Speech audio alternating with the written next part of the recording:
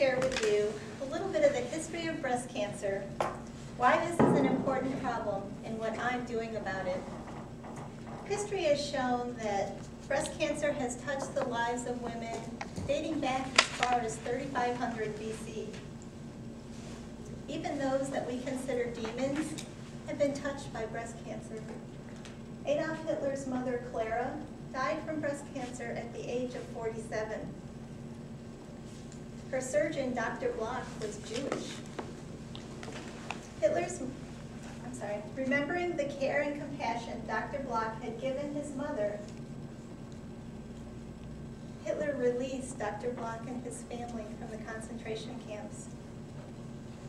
Now fast forward to modern day history, where the media has given us the stories of so many celebrity women who have battled the breast cancer disease.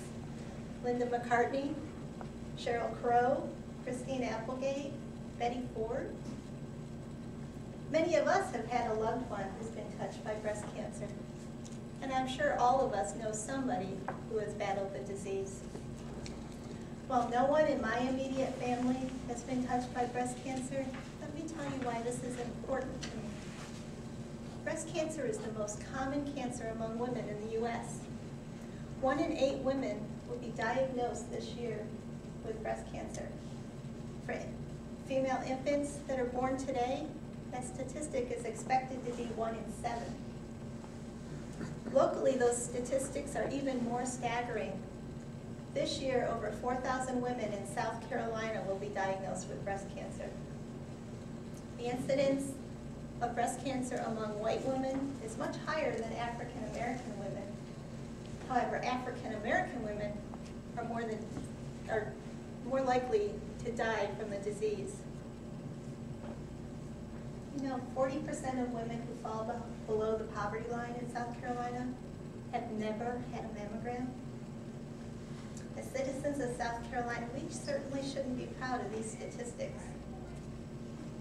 Our challenge in the Low Country is to work together to make certain that all women have access to screening mammograms and excellent cancer care. So let me tell you what I'm doing about it. My sister and I are walking in the Susan G. Komen 3-day Walk for a Cure this summer. We will walk 20 miles each day for a total of 60 miles. There's one catch, however. In order to be able to walk, we each have to raise $2,300. And that's where you join my journey. Proceeds from the 3-day walk are invested in innovative global cancer research and provide community programs that support education, screening, and treatment. Nancy Brinker promised her dying sister, Susan G. Komen, that she would do whatever was in her power to end breast cancer forever. And today, that organization has given $1.5 billion to fulfill that promise.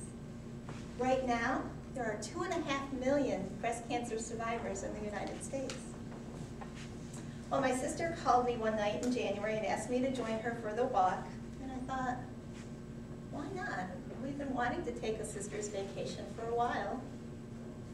We could get in some exercise, spend some time together, and maybe make a difference while we're at it.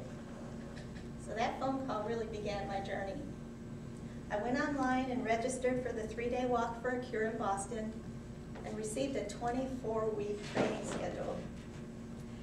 Training began a few weeks ago for me with 3-mile walks. Daily walks will increase to 4 to 10 miles over the next several weeks. And every day I complete my training, my stamina has increased. But more importantly, there's a determination and a commitment that has been unleashed that I never knew I had. After I registered for the walk, I found out that our nights were not going to be spent in the luxurious downtown hotel that I had imagined. No. Instead, we'll be sleeping in little pink tents with porta potties and box lunches. Now, I always try to be a good sport, so I put the pink tents behind me, I called my travel agent, and booked a luxurious pampering spa for the day after the 3-day walk. As I walked last night on my treadmill, I remembered a recent conversation that I had with a friend of mine who described the denial she felt when she first heard the news. She explained the ease of the operation that removed the shadow and the fear that embodied her at the thought that her young children may grow up without her. She told of the humbleness she experienced as the chemo took her hair, her eyelashes, and her eyebrows. The hope she felt as she put on the scarf to cover her bald head. And the joy she now has at knowing she has a lifetime. Cancer research has made great strides in finding a cure for the past several years, but we still have a long way to go. My sister told me of a teenage girl she had in her class about 10 years ago. The girl had been welcomed into a loving foster home, and shortly thereafter she was diagnosed with breast cancer. She underwent a mastectomy, and her prognosis was great. She returned home to her foster home, but what she had lost was more than her teenage heart could bear. She went to her room, and she hung herself that evening. A young girl who may have had a lifetime with today's treatment and care. Now, you know, no story would be complete without my granddaughters, Hope and Jasmine. They joined me this past Sunday, walking with me my last half mile. They just can't wait for the weather to warm so that we can walk to the ice cream store and back.